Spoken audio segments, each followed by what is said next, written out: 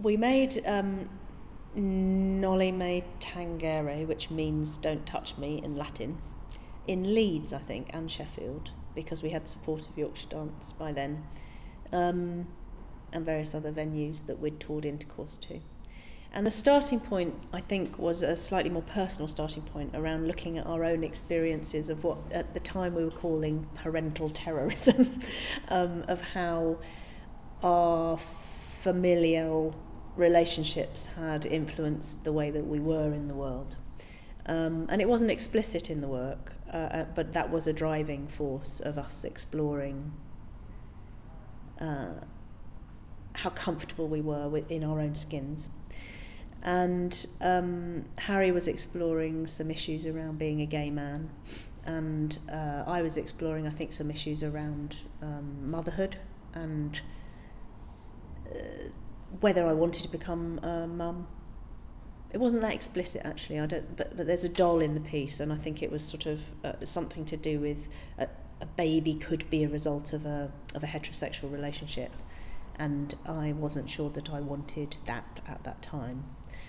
But the piece was a highly physical piece of work where there was lots of shared duet work again, and then these separate stories that emerged. And slightly strange for Harry, because he was again playing a sort of heterosexual role in the work. He was the foil to my woman. He was the heterosexual man, if you like. I think as a performer it was not much of a challenge, but a bit strange for Harry, because I kept asking him to play heterosexual men or indicate heterosexuality in our partnership on stage. And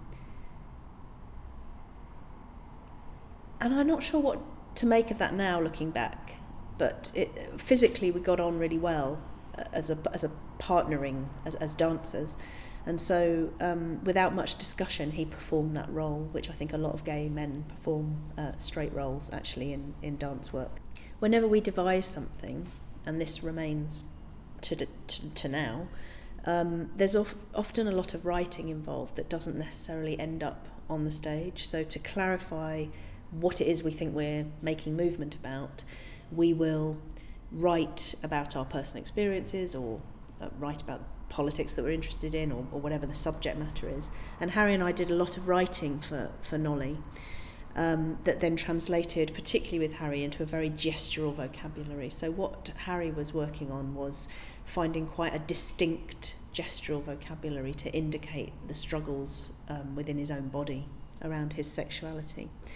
And that, coupled on stage with much more release-based, contact improvisation-based partnering work between us that was quite athletic and quite fierce, and that was mapped on the floor by these changing lights. The design for the work really drove the choreography, in that I knew that I wanted a white dance floor that was cut, if you like, into 9 white squares. And so it was a bit more of a mathematical choreographic starting point, that we could isolate squares on the floor with top light to frame particular actions that were more singular actions, and then once the duet between us really took off, we could expand the square footage that we were using for the choreography.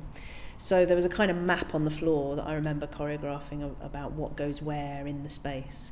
And it's pretty simple, really. You could sort of really highlight the diagonal, or you could highlight the separation between us. You could confine me in a really small square, which has been a bit of a theme over the years, as with Glasshouse, sort of put us in a really small space and then see it expand. And then there was a very pounding score at one point, again from Dean Honer. So visually, it was very black and white, brown costumes that looked almost black, the only object in the space being a doll representing a baby, and a quite fierce top light that jigsawed the space into squares. So shortly after making this very intense duet with me, Harry went off to become a Buddhist monk in Scotland to find his soul in a different way, and I decided not to perform in the next few works, actually. In fact, I decided not to perform ever again following this experience. And the next piece that I made was not a very strong piece of work. It was a trio with 3 performers that I hadn't worked with before, and was probably the least clear work I've made in my career, because I think I was still recoiling from the chaos of having a really strong partnership and then that breaking away. And that's actually happened maybe 3 or 4 times in my career, where you have a really strong bond with a performer.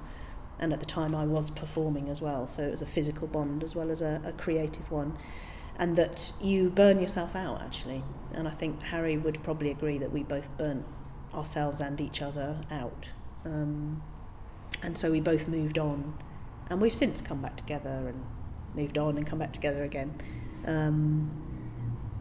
But he was so fundamental to the beginning of the work, the first 2 duets that really got the company noticed, that, you know, I'll be thankful to Harry forever, really. So he set me off on a sort of physical trip that I wouldn't necessarily have been on had he not been involved.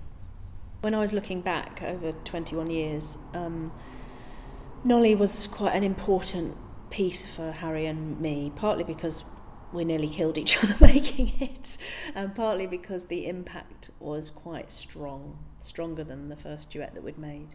I should say, actually, Gregory Nash, who's gone on to had a choreographic career at the time and went on to he's now in Istanbul running the British Council out there.